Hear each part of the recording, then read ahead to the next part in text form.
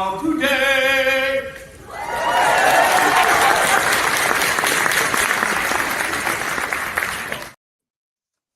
Yes, my friends, today is the day, and I want to welcome you to the amazing Unbox Me Today show. Our special guest today is Jeff Gibbard, and I appreciate all of you. You got to ring the victory bell for being here and being so amazing, because truly, this is the holiday season. Happy Christmas, happy Hanukkah, happy Kwanzaa, happy everything to everybody. And I remember on Earth, there is no race. There's only the human race. So welcome here.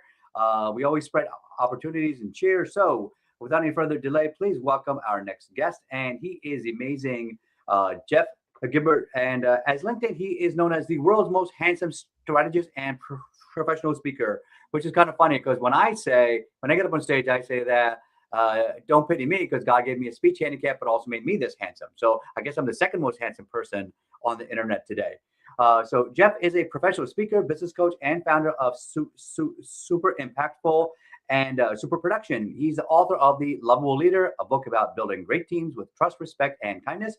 Jeff is on a mission to use his expertise in strategy and communication to make the world kinder, safer, and more equitable, helping people unlock their full potential and becoming unstoppable catalyst for change. So without any further delay, please welcome the one, the only, the person who walked to school up hills, both ways, in the snow, barefoot, the one and only Jeff Gibbard.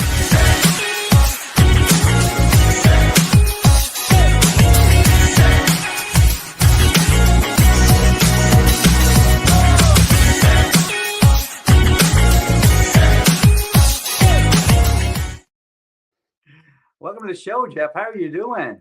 You know what? I would say I'm excited. How excited am I? I'm very excited. I'm very, very, very excited. I love it. And for those of you that are on the show live, you thrive, and on the replay, you get to play again. Make sure you click down below, go to facebook.com/CMart, so that way you can leave comments on the live as well, because when you're live, you thrive, and on the replay, you get to play again. So let's just dive right into questions. I mean, Jeff, what a cool community you've started, the superhero community, and I just want to hear more about it. So, like, how did you find your path, and how did you find this purpose? Oh man, we're jumping right into it, into the deep end to begin with. So purpose is a big conversation for me. I think about it a lot. And the long and short of it is that my father was a funeral director. And so my entire life I was surrounded by being around death, and so for a lot of reasons, that made me think about the impermanence of things and how we only have a limited amount of time here. And so I really try to make sure that the time that I spend here, that I get to have here on Earth, that I make an impact with it. And so that's been sort of one of the big things that's been driving me. Also, because he was a funeral director and he obviously didn't love that work, he didn't have a big passion for it. He was instilled in me that if you find something that you love to do, you'll never work a day in your life. So all I ever did was chase passion, chased it.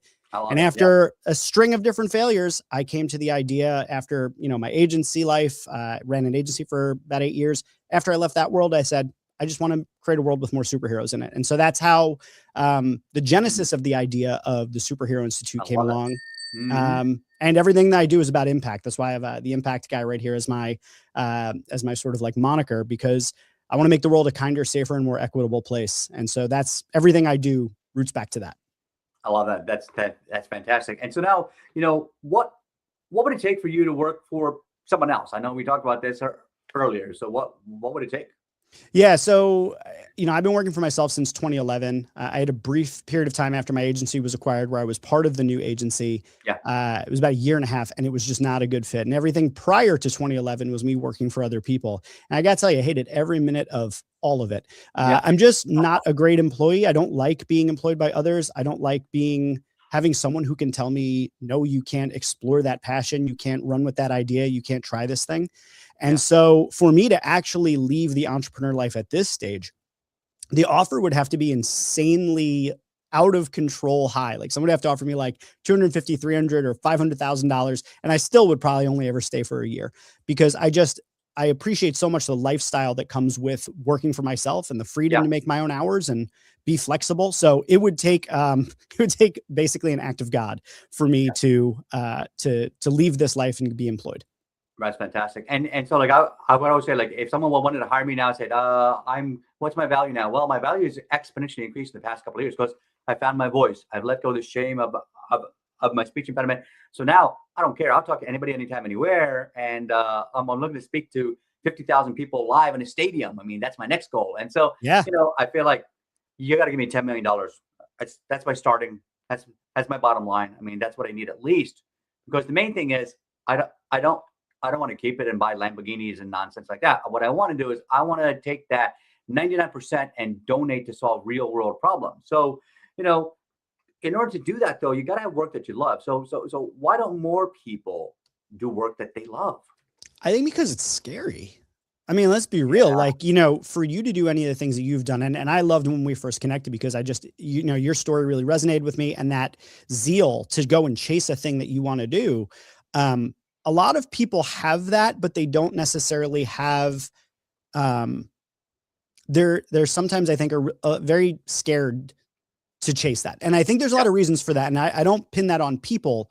This isn't like a condemnation of people not taking the leap. I think systemically it's very difficult to survive. Everything's more expensive. It's, it's a race for survival in the society we're in. And I think because of that, people play it safe, because playing it safe, it's a human instinct to try and find our safety and our security, and jumping out and starting your own thing and chasing a thing that you love. It's framed to us as being, foolish in a lot of ways, because you really need to be able to pay your bills and take care of yourself. I think there's a way, and I believe in everything that I do in the way that I work, is that there is another way. You can love what you do and still have a good lifestyle. But I think for a lot of people, it's really, really scary. And then I think the other thing, and I know that you will appreciate this because of how deep your interests run in you, but I think a lot of people actually don't know what they love to do. I think it's a real, when I coach people, a lot of times I'll be like, tell me about like your purpose. Tell me what drives you. Tell me what really like jazzes you up. And they have no idea. It's because it's questions they've either never been asked, they've never thought about it, they've never been encouraged to explore it. And I've been lucky to have been encouraged from a very early age to think about what I love doing, to chase and pursue those passions. And so unprogramming people from that is really a bit of a challenge. I like how you say that. Yeah, you got to deprogram people from that. Now, I just had a guest on my show yesterday. Her name is Julie Decay, and she talks about homeschooling your children and how she was an educator for so many years, and then now she realized her children needed her more at home. And actually, that's where the children really light up the most, because our school education system here in the U.S. has been based off of the near industrial revolution. It's early 1900s, because the parents would go to the factory. Sometimes the children used to come with them. This is back when the days where, if you were a blacksmith, you brought your child along to become a blacksmith apprentice, right? But if you're a carpenter or seamstress or something else, you'd bring your child along to learn that skill. That doesn't seem to happen anymore. So now the children are separated from the parents. The children are in school and they're indoctrinated into becoming good employees for corporations. And that's what generally what our school system teaches, not about innovation and heartfelt leadership. They talk about follow the rules, be on time, and listen to the teacher. I mean, listen to the boss, right? So what are we teaching our children? Well, I know my daughter, she's 13. She complains all the time about, school is boring or this or that. And she's super smart. And you can tell both my kids they're very gifted children, like academically. So I think they're getting bored. I want to find other ways to challenge them. So I think that what you're talking about is helping them to find the right passion in their life.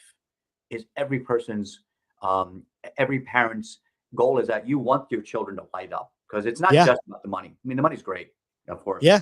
Well, let me just say one thing on that point, because you made me, it kind of sparked you made me remember something, which was that. So the Superhero Institute, the idea of that was launched. The idea came to me and I started working on it in 2020. And in 2020, the other notable thing that happened apart from the pandemic is that my daughter was born, my firstborn. Oh, and the idea, but thank you. The idea of the Superhero Institute in many ways was also a product of, I wanted to create a training program for her and for my son who was born a few years later.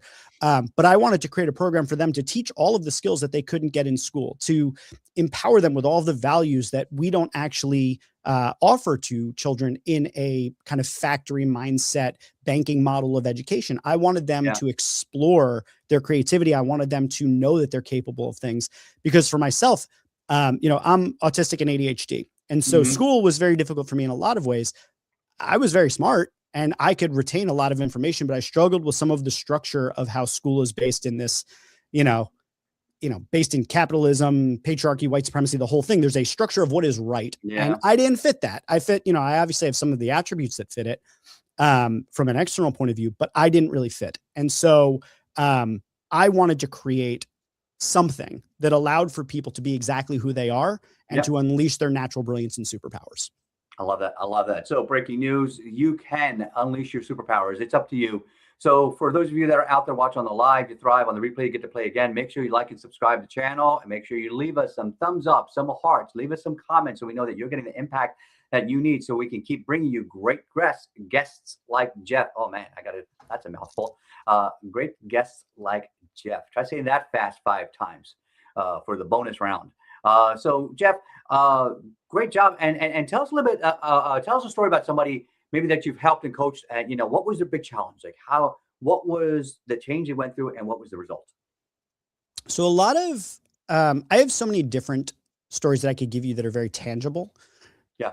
And I'll do one of those if you want, but I want to start with one that I think is actually a little bit more relatable and real. And it's less of like here's a case study. I've worked with a bunch of different people. And one of the things that I've noticed, especially among my coaching clients who are women leaders, women executives, is that despite how brilliant they are, despite how, good they are at what they do, a lot of the times they have been structurally conditioned in some way to believe that they need to ask for permission to do something like that, am I allowed to even do that? Can I even say that? Can I even take that jump? All of that sort of thing. Someone who might be want to apply for a job, but they think, oh, I don't know if I'm really qualified. Meanwhile, their colleague who's way less qualified will go and they will jump right into it. And so one of the things that I find myself coaching multiple people on, my business partner, before she became my business partner, she was actually a client of mine back when I ran my agency. And then when she left her job, she called me and she was going to start her own business. So I coached her for about a year before we became business partners. And one of the things that we routinely talk about is just getting her in the right mindset to realize how brilliant she is. And I have several other clients who are in that same sort of situation where it's like, despite all of their accolades, despite all the things they've accomplished, despite all of their skills, their everything, the one thing that I find myself doing more than anything is just giving them permission, and not that they actually, that I have the authority to do that or that they need it from me. And I say this to them, you don't need my permission, but if you feel like you do, here it is. You have total permission to go and do that. And there's something about just hearing that for them that sometimes and over time, I find myself having to do that less and less and less. And I think this kind of goes back to the why more people don't do what they love. I think they're scared. They might think they need permission, but when we shatter that illusion for people and let them realize that they are capable of incredible things and that they already have everything they need, Dorothy, click your heels, you're already home. Right. Amazing things happen from that. So I'll just start with that's one of the things I love doing. All right. So Jeff, you have something that you want to share with everybody, and I want to click the link down below. I'm going to have a link that I'm going to share in post about joining the Superhero Institute for free. Check out Jeff. He's a great guy. He's helping people to up level and find the superhero skills in you. So please do connect with that. Oh, I love that. You know what? If I had to pick a what superhero would you be? I mean, Spider-Man for sure. I mean, I love Spider-Man. I love it. Well, it depends on how the question is framed. Who's my favorite? It's Spider-Man. Who would I want to be? Like, whose powers would I want? It's a whole different kind of story. It would probably be different. It's not about that. Yeah,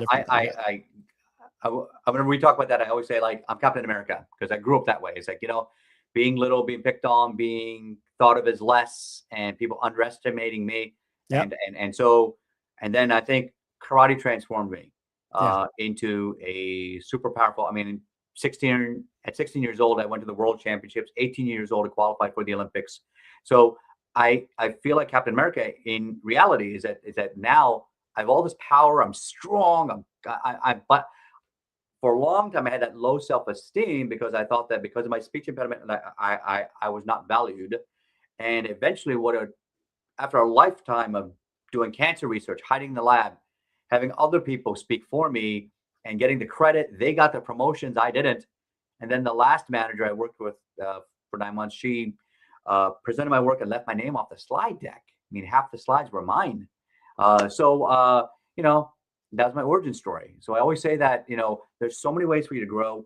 And I want to thank everybody out there that's on the live and giving us some hearts and some likes. Please keep doing that because the algorithm is here to help you and help you grow. So Jeff, love it, love it. So Jeff, tell me a little bit more about, you know, let's shift gears and talk about you as a person. I would say people join a person, not a business. Tell me about, you know, like, where did you grow up and how did you grow up? Yeah, sure. So I'm originally from New York. I grew up in the suburbs of New York. My mom was a Manhattanite. My dad was from upstate New York. Dad, you know, followed the traditional path of, you know, you know, graduate, you get a job, you join the union, you know, get a good job, you get married, you have kids, you pay taxes, you retire, you die. Right. Like, so that was the path laid out for him. But again, like he instilled very different values in me than that. And my mom, she was, you know, an entrepreneur in want, and she tried a bunch of different things and, you know, had some successes and some failures. But I grew up on the South Shore of Long Island, which is more like blue collar. Then when my parents split and they got remarried, I moved to the North Shore, which is a more wealthy suburb. And I always felt very uncomfortable in that setting, both settings really, because I'm not really a suburb person. When my parents would bring me to the city, I just felt alive. And so I always knew that I wanted to live in the city. I always knew that that's what I wanted to do. So when I applied to colleges, I applied to almost exclusively colleges in cities, wound up in Philadelphia to go to Temple. Stayed here, did that for film and media arts. So I was a film student. That was a lot of fun. Did a lot with photography, wound up doing a study abroad in Japan, which was one of the best experiences of my life. Oh, wow. That's cool. Yeah. Stuck around here, got married, got divorced, got an MBA, got remarried, got 2 kids. Now I'm here. Outstanding. Outstanding. Hey, I'll tell you what, I mean, a lot of us have gone through so many different changes in our lives, and it's amazing how much happens along the way that, you know, sometimes, so it teaches to my clients too. Sometimes life happens to you sometimes, but actually what's happening is life is happening for you. Yeah. And if you think about it that way, guess what happens? Now you have your own way of choosing what to accept, your perception of your life and your situation, because it's not just about what did happen. It's about how you're going to react to it. And if you're understanding that, now all of a sudden you're in control of your life and your destiny going forward. Yeah. Yeah, absolutely. Absolutely. I have a bunch of those sort of stories, as you know, I'm sure as you do, but I'll So tell me a little bit about like, so growing up then in New York, being raised by a more or less like a union worker, you know, that definitely had to create some mind shifts for you. So did you have like maybe like a movie or a book that helped shape the way that you think today? Oh, absolutely. And actually, you know, I opened with kind of like the morbid, well, my dad's a funeral director, so around death a lot. But I got to say that the consistent through line of a thing that is a drumbeat throughout my life, that's a message I keep getting loud and clear, is that we don't have a lot of time here, right? So I told you my dad was a funeral director. So I was, you know, grew up going to the funeral home sometimes for him with work, right? Then on my last day of high school, my mom got into a catastrophic car accident and had a traumatic brain injury. She survived after like 9 hours in the operating room and like 8 pints of blood. And she survived, but it became a real challenge with her because of the brain injury. It became, you know, there was a lot of caretaking, but that helped shaped me as a person in terms of like how I looked at the impermanence of things. But to your movie question, kind of in between those events, right? So growing up as a kid, funeral director, and the last day of high school, mom getting into an accident. In my teens, I had like a little bit of like a teen depression, a little funk. I would call it like a midlife crisis at 14, right? And I wound up really just having like this deep kind of like teenage angst and depression. And I saw this movie called Dead Poets Society, which if you've seen it before, you know, yeah. And so like, it's become a bit of a cliche to talk about carpe diem, but I gotta tell you, at the time that shook me. It just rocked me, because I was sitting being all mopey and whiny about all of these different things that were bothering me as a teenager. I haven't accomplished enough. I'm 14, right? And I watch this movie and I see the whole idea of carpe diem, and I'm like, you know what? Yeah, what am I wasting my time here being upset about this? I could go out and live today because I don't know if I'm going to have the day after or the day after the day after. So why don't I wake up today and I'll figure out what I want to work on, what I want to do, and what I want to feel good about, and approach every day like it's my last. And that movie shook me. For sure. How about favorite kind of music? What I mean, I'm an eclectic music lover. I would say the only genre you won't ever catch me in is country. With one exception, Shabuzi. Shout out to Shabuzi. Love Shabuzi.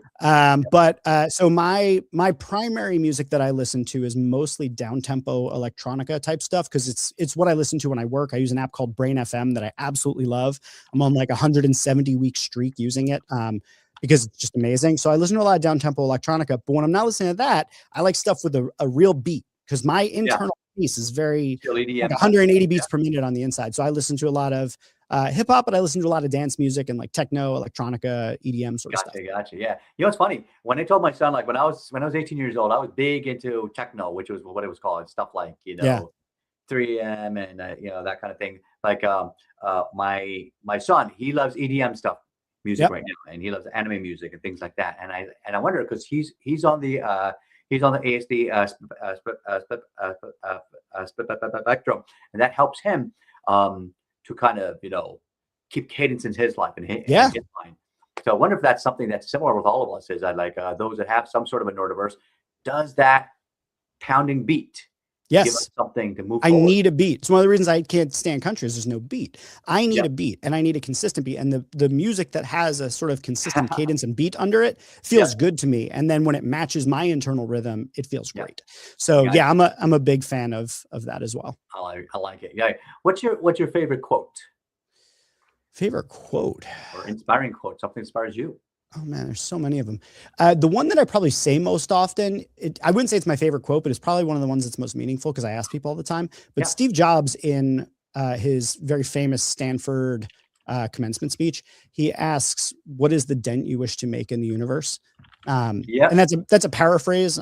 Maybe I'm not sure if it's a direct quote, but I ask people all the time, what's the dent you wish to make in the universe? It's one of the first questions I ask people. It's one of the early emails that I send in my newsletter when people sign up.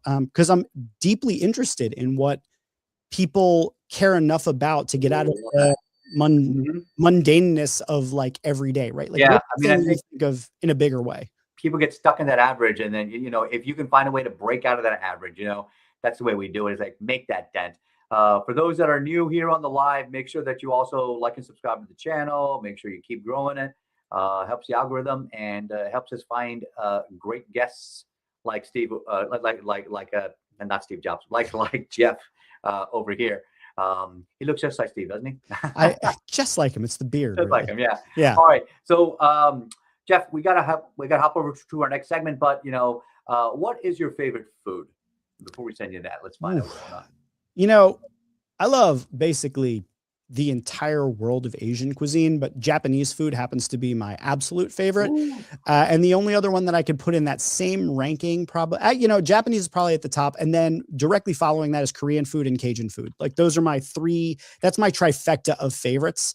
And I'll probably throw Szechuan in there. I like spicy food. I guess it's my core favorite thing is I like spicy food. And then I love the precision of Japanese food. All right. So hang on that thought. Hello, Kobe House. Yeah, that's right. Like we need a mix of Japanese food, Korean food, Cajun food in the green room stat for a VIP client. Beautiful. Make sure it's all extra spicy. Thanks, chef.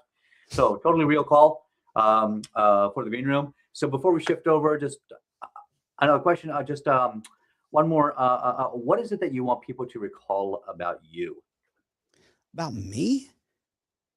Man, that's a hard one because like I don't really care what people think about me, really. I mean, like in the sense that like, I mean, obviously everybody does, but like, I just want to do work that matters. And like, so when it comes to me, I'm less concerned with myself than I am about the impact that I can help others make. And so like, I don't want to center myself in that.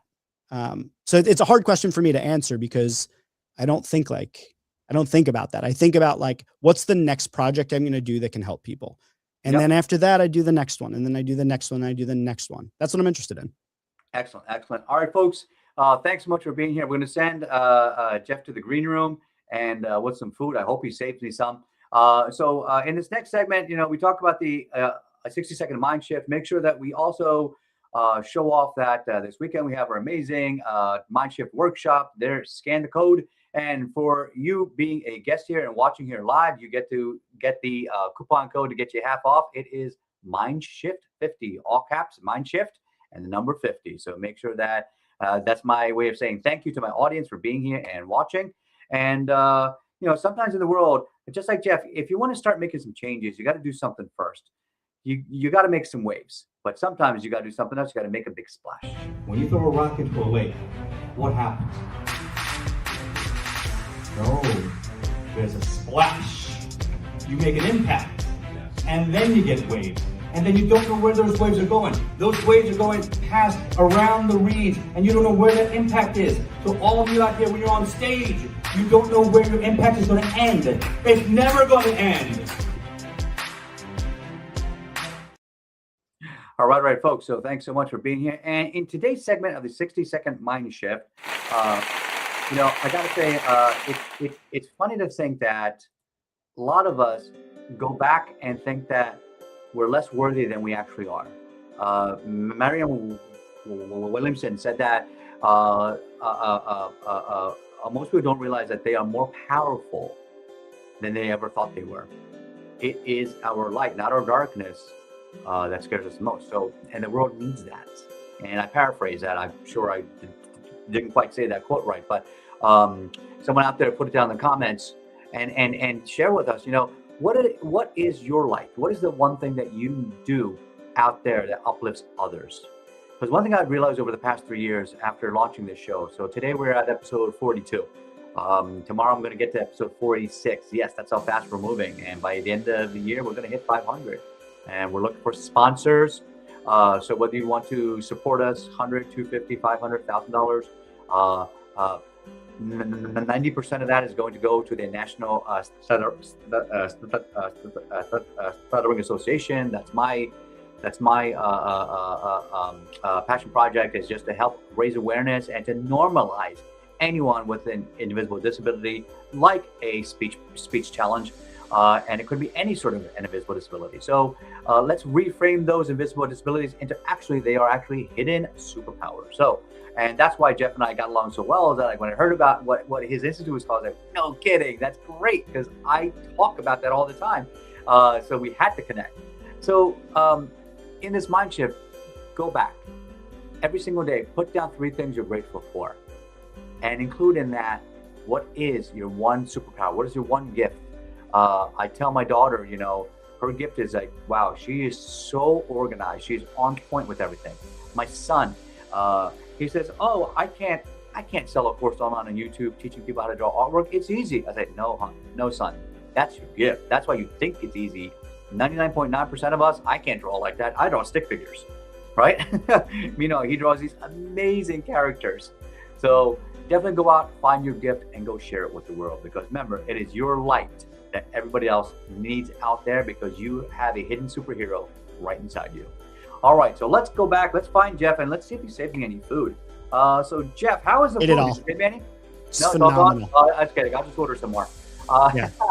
Thank you for that. So Jeff, tell me, what do you think about that 60-second mind shift? What's your big takeaway, and what would you add to it? I mean, I think you said it kind of perfectly. It aligns with how I think about things. Everybody inside of them has extraordinary abilities. Sometimes they don't recognize them. And a lot of the times, the things that we think are easy are actually the things that are our real superpowers, because they are not easy for everyone. Each of us is different. I'm a big neurodiversity advocate in accepting all different types of brains. And I think that's one of the things that we really need to make that shift kind of on a global scale, is that we need to accept people for exactly who they are, see who they are, and create a space where people are able to thrive because they're able to be exactly who they are. So I'm 100% with you on that. I'm all about the idea of superheroes, obviously, as you know, and I think it's also a dangerous slippery slope to getting to thinking about superheroes as a matter of superiority. That like what we're talking about here is like, oh, I'm better, but that's that's not what we're talking about. We're talking about just being grateful for what you have and being appreciative of the skills and gifts that you can bring. Yeah. So Jeff, we're near the end of our time here. Just tell me one last question. If someone gave you a blank check with unlimited resources, what is your grand vision to change the world? And this is no monkey paw, right? Like, it's not like there's like some other thing that could come from it. So my number one passion, the cause that I spend my time thinking about is homelessness, because I think it is the most obvious evidence of a failure of society. I think that every human being should have food, clothing, shelter, healthcare as a standard human right. So if I had a blank check, I would ensure that every single human being had no want or need in terms of the necessities of life. And then I think that we would have less likelihood that people would be willing to let themselves be exploited or would be capable of being exploited because they would have everything that they need. And then we could be more creative, more amazing as a species, moving towards whatever our goals are as a species. I love that. I love that. There is Jeff's link down below. I'm going to put it in the post in the comments. So make sure that after the show, podcast crew knows what to do. So Jeff, real quick, I just want to say thank you so much. You've been an amazing guest, and I appreciate all the audience out there. And for everybody else that's been on the show and part of this journey, you're on episode 488 of 500. Nice. 500, and you are going to reshape the world. If I can face my fear of speaking on lives and now creating impact in millions of people, what are you holding yourself back from? You have superpowers too.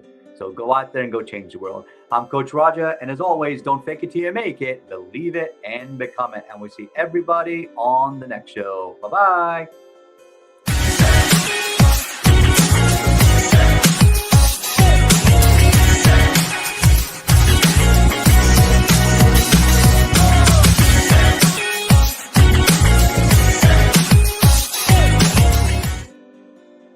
All right. So real quick here, in post here, I got 3 quick questions for you, for your testimonial. Just number one, like, why did you want to be on my show today? Why here?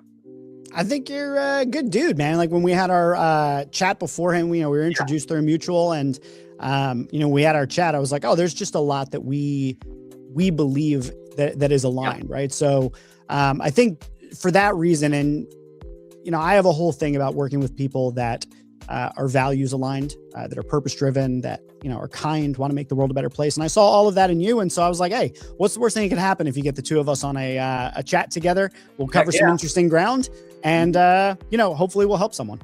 Absolutely. Thank you. And so what was your biggest takeaway or learning point from the show today? I think that the ideas that we sometimes think are so unique to ourselves that we sometimes might be afraid to share. Yeah. Because when I wanted to do the superhero stuff, I immediately thought it was silly. And my wife actually is the one who recommended like getting involved in making superheroes part of my brand. And I was like, that's silly. And I spoke with other people, and they kept coming up again and again. I was like, you know what? All right, I'm going to embrace it. And then I keep meeting people who have a similar belief, a similar passion for impact, and who believe in superpowers and things like that. And I think it gives evidence that that thing that's often holding you back, do you think people won't take you seriously for? There's others out there. Your people are out there. Whatever your thing is, that your people are out there. So just put yourself out there. Let them know. All right. And last question, just totally unbiased. On a scale of 1 to 10, how much would you recommend me to somebody else's stage? Come on, man. You already know the answer to that, don't you? Come on. A scale of 1 to 10, do I have to keep it in a 10? Raja, you're cool as hell, man. I'll give you a 10. Okay, I think you're good people. Perfecto. I love it. All right. Podcast crew knows what to do from here. And thank you so much, Jeff. You've been fantastic. And we